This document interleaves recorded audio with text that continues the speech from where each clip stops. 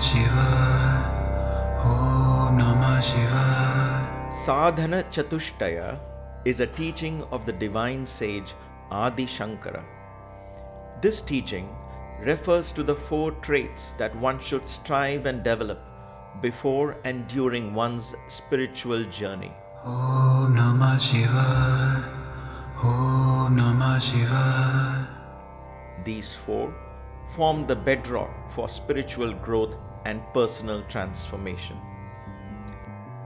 The first of these is called Viveka, the ability to prioritize and distinguish between what is real and what is unreal. As I walked along the river Ganga that morning in Varanasi, I was inspired to share my thoughts on Viveka. Om Namah Shivaya. Om Namah Shivaya. Om Namah Shivaya. On the banks of the Prabhu Ghat, I thought it's a nice place, quiet place relatively, for us to take another class on Kaivalya Marga.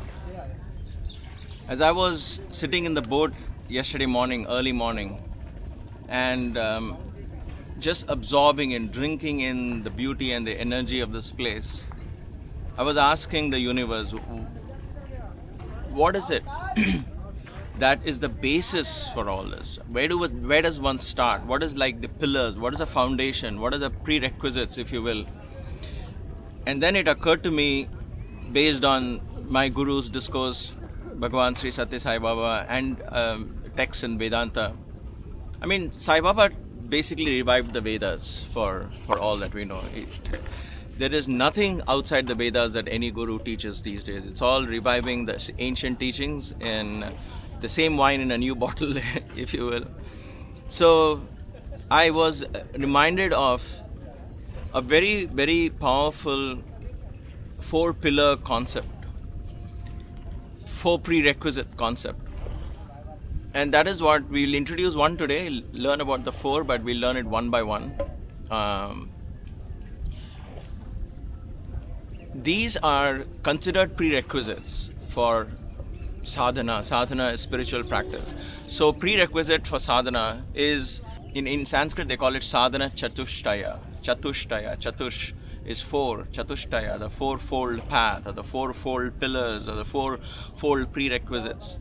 It is because after this is where all the sutras, Yoga Sutras, and all the sutras, Brahma Sutras, all of them say Atha Yoga Anushasanam, Athato Brahma Jignasa, and all that. So the point is, Atha means now, let us start. Why does he say now, let us start? What is that now? Like now that you have seated, let us start? Or now that you have had your food, let us start? The Guru, when they wrote the scriptures, the Gurus, the Rishis, Yogis, they said now means now that you're ready, spiritually, mentally, physically, of course. Now that you're ready, let us begin the teaching. So that was a sense of mindfulness, even before they began learning, a sense of preparedness that had to happen. And so one would ask, so what is it? What do I need to do to prepare? So here are the 4-fold pillars. I'm going to list them one by one. The first one is Viveka. Viveka is what is the English word for Viveka? Viveka, some of these words are very difficult to translate in English. So Viveka, the word is discrimination, I would think, but the word discrimination today has very negative connotation, because it's used in a social, moral way. You discriminate black versus white, or you discriminate in the castes, and you discriminate between rich and poor and all of that. But that's not the discrimination we are talking about. So let's make it clear there. That's why I kind of hesitate to use the word discrimination. But I would like to use the word, and the word that comes to me right now is prioritization. Set your priorities correctly. That is Viveka, the ability to see things clearly and set your priorities right. I like that. Prioritization. So the idea is, one of the first important prerequisite is setting priorities correct. How does that happen? I need to know what is important for me, what is not important for me, and what is not important for me at this moment in life, on this particular day, and this particular juncture in my life. I'm going to put that down the list and put what is important to me, what needed to be attended to first, prioritize that. That ability to do that is a very significant feature of a spiritual aspirant, of a yogi, of a student who wants to practice yoga. He needs to prioritize things in life. If I want to progress in yoga, in Yoga Sutras, there is a sutra which says, Tivra Samveganam Asanam. He's only one who practices with great deal of intensity and enthusiasm will he come closer to experiencing asana, stillness. Okay, in a pose, in any pose. You can do hundreds of poses, but if you don't experience stillness in any of them, it's not yoga, it becomes flexibility. So when you experience stillness, how does that happen? When you practice with intensity, with complete mindfulness. So prioritization of your practice becomes therefore an important feature. If I prioritize my practice, my yoga lifestyle, then everything else revolves around that. That is not compromised, that is on top of my list. And then everything else falls secondary, including my job, including everything. It doesn't mean I have to give up my job, but it's just that I will choose a job that is conducive to my yoga practice. I will choose my friends who are conducive to my yoga practice. Every choice I make is very mindful. Every TV show that I watch, everything I watch, I listen, I taste, and all that becomes conducive to my yoga practice. So for that, I need to be able to prioritize. I need to be able to discriminate. I need to be able to say, you know what, this is not right now. This is not what I want. This is fleeting. This is my permanent practice. This is where I want to be. So Adi Shankara, in his Tattva Bodha, I think, that's where he has brought this Sadhana Chatushtaya, the fourfold pillars. So he talks about the first being the ability to prioritize what you want. And so he says, Nitya Anitya Vastu Viveka. Nitya Anitya Vastu Viveka, which means learn to analyze which is more permanent, which is fleeting, and the things which are fleeting, don't pay attention to it. Just let it go. Let it pass by, like this boat passing by. Just let it go by. And so you just sit back and watch. So don't cling to those, don't own them, don't try to chase them, don't try to prevent them. Those are fleeting. This is an important understanding, because if you do that in your everyday practice, in your lifestyle, things which are fleeting, let it just go by, right? A TV show comes and goes. Don't hang on. Oh my God, I missed that show. Oh my God, I have to do something, then get back to my TV in the evening or whatever it is. Those kind of things come and go. You can always watch them a month later, a week later, whatever, right? Don't lose your balance because of something which is fleeting. When you practice this in your everyday life, Viveka, then when you sit for meditation, you will learn to simply watch the thoughts, because thoughts are fleeting. Like we have talked about this in the Panchabhutas. Thoughts are caused by wind. The thoughts are formed in space. Sound is formed in space at an unconscious, subconscious level. A vibration is formed, and then the air, the Vayu, brings life to these vibrations. They become thoughts, and they become thoughts, and they begin to reflect your innermost core beliefs, your innermost passions, your innermost desires. So thoughts are not something that's coming from outside. They could be triggered by an event outside, but then what is actually happening is thoughts are actually inside. So they come from within, because it could be the same scenery. I could have a friend sitting next to me saying, oh gosh, it's too hot, there are flies all around, but I would say this is beautiful, this is marvelous, or vice versa. Okay, or I could be complaining about the noise and sound and how dirty it is, and he could be saying, what are you talking about, this is beautiful. So the situation is same, circumstance is same, but how does it change within us? Because our core inner belief system begins to get reflected. The vibrations that are formed, the same vibrations are formed for both of us, but then suddenly Vayu comes in, and then it begins to reflect itself as thoughts.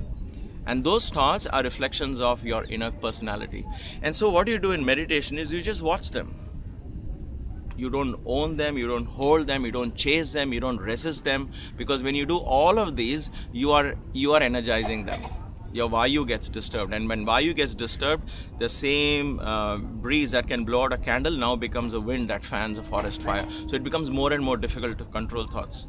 So Viveka is the ability to prioritize and watch that which is fleeting by. Let go of the things that are fleeting in life, including your thoughts that come and go, emotions come and go. Just sit back and watch. If you get suddenly very upset, an impulse that comes to buy in Amazon, let's say you say, oh my gosh, I want that. Take a deep breath and allow that impulse to pass by. If you really want it, it will come back to you again and again and again and again till a day where that will come, and the resources to buy that, or the resources to fulfill that desire will also manifest. Then you manifest it. Until then, just let it go by. You say, okay, you know what, this I can't afford right now. If it's meant to be, it'll come by. So let go. It'll go around the universe and come back if it's meant to be. And if it comes back, maybe resources will come by then. But you chasing them and you say, oh my gosh, I want that, but I can't afford it. Could I put it on my credit card? How do I pay with it? Now you're stressing. And so the anitya becomes very important. Anitya means fleeting. Anitya means unimportant, impermanent. Okay. So Viveka is nitya anitya vastu viveka. The ability to discriminate between what is necessary, what is permanent, and what is impermanent. And then of course comes the philosophical idea of the world is impermanent and Brahman is permanent. All that will come naturally. But in our practical sense, how do I practice Viveka in my everyday life? Learn to prioritize. Today, when I get up in the morning, what are my priorities? What is the thing I need to attend to? What is the thing I need to prioritize?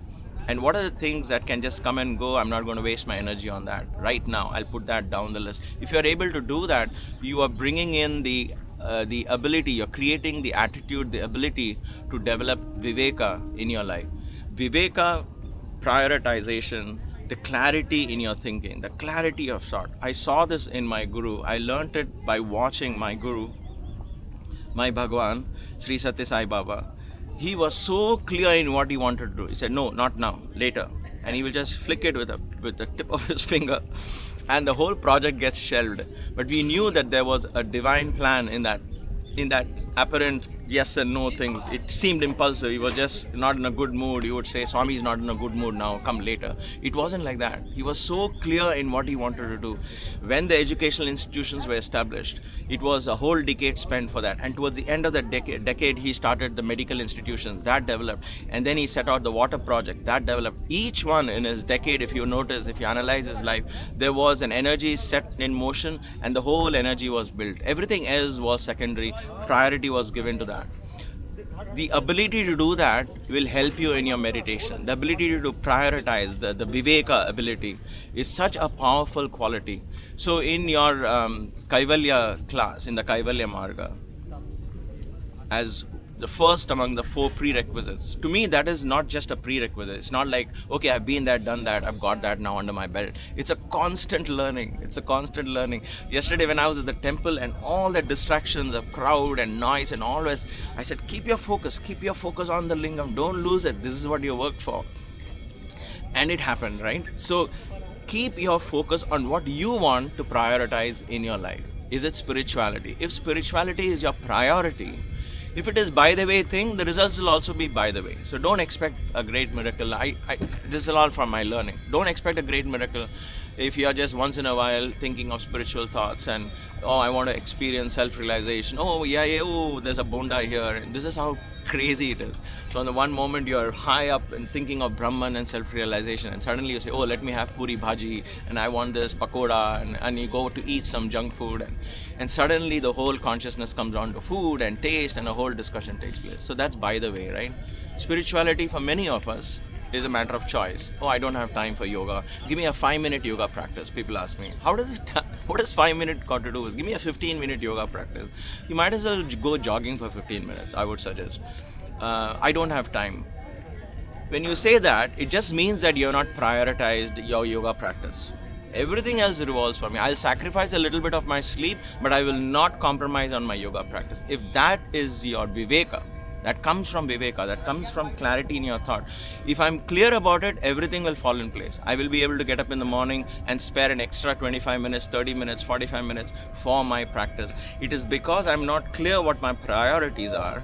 Therefore, I say, oh, no, but I'm a family man, I have a job to do, I work late at nights, I work this, I work that. Then I tell them, then you're not clear about your priorities. Then go with the flow. Just go. And wait till you are able to figure out your priorities. So, my dear friends, think about Viveka. Think about developing that quality. What does it mean to you? Meditate on Viveka, the word Viveka. Nitya Anitya Vastu Vivekaha. What is fleeting? What do I consider fleeting? What do I consider permanent? There are a few more thoughts, but I will let you meditate on this, and then we will talk about it a little more as those thoughts crystallize in my head. Okay, so thank you for watching. KYG, Om Namah Shivaya. I never know how to end my videos, it just comes and goes. So, Om Namah Shivaya. Thank you for watching. Namaste. Om Namah Shivaya. Om Namah Shivaya.